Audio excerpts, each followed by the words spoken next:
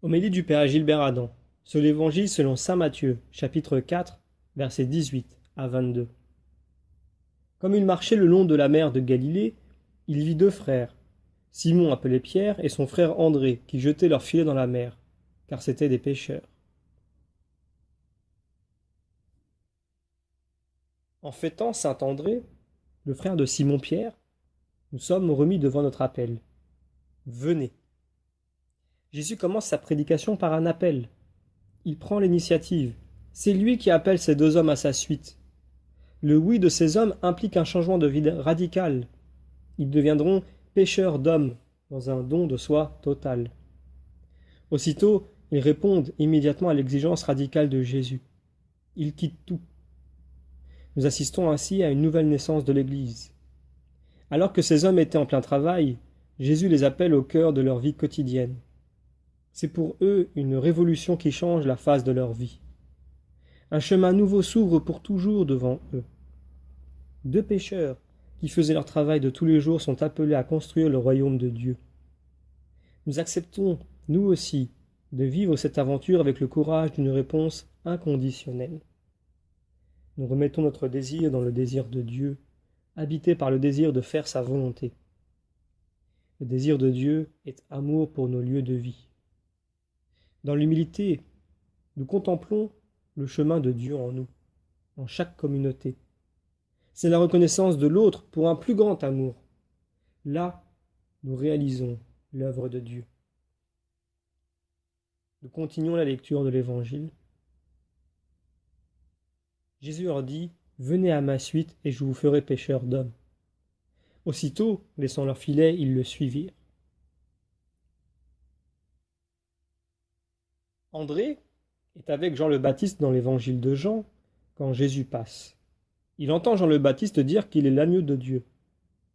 Il demande où le Maître demeure. « Venez et voyez, dit Jésus. » Sans hésiter et avec beaucoup de simplicité, il se met à suivre Jésus. Jean raconte comment André invite son frère, Simon, pour le rapprocher de Jésus. Il lui dit « Nous avons trouvé le Messie » et il l'amène à lui. Il est le premier à confesser Jésus comme Messie. Sans attendre, il gagne son frère Simon pour Jésus. C'est lui qui deviendra le premier pape de l'histoire de l'Église. Nous sommes témoins de la hâte des apôtres. Aussitôt, laissant leur filet, laissant leur barque et leur père, ils le suivirent. Dès que nous avons entendu l'appel qui vient de Dieu, nous voulons l'accueillir. Notre fidélité donne du sens à tout ce que nous faisons. Nous achevons en Dieu le mystère de la création. Dans notre foi, nous recevons le monde en transformation, en marche vers Dieu. Là, nous trouvons la finalité et les raisons de notre nouveau travail. C'est ainsi que nous bâtissons la civilisation de l'amour.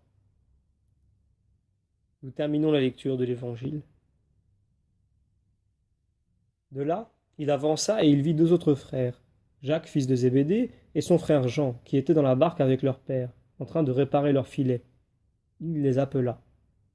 Aussitôt, laissant la barque et leur père, ils le suivirent. Nous avons entendu, nous aussi, la voix de Jésus, et nous voulons le suivre pour demeurer dans le désir de Dieu. Nous savons que travailler à l'unité de nos familles, de nos foyers, de nos communautés, nous oblige à chaque instant de laisser tout pour suivre Jésus. André est toujours nommé en relation avec le frère Pierre. Il est le frère de Pierre. Nous voulons, dans cette fraternité nouvelle, prier pour demander la réalisation de l'unité des églises orthodoxes et catholiques.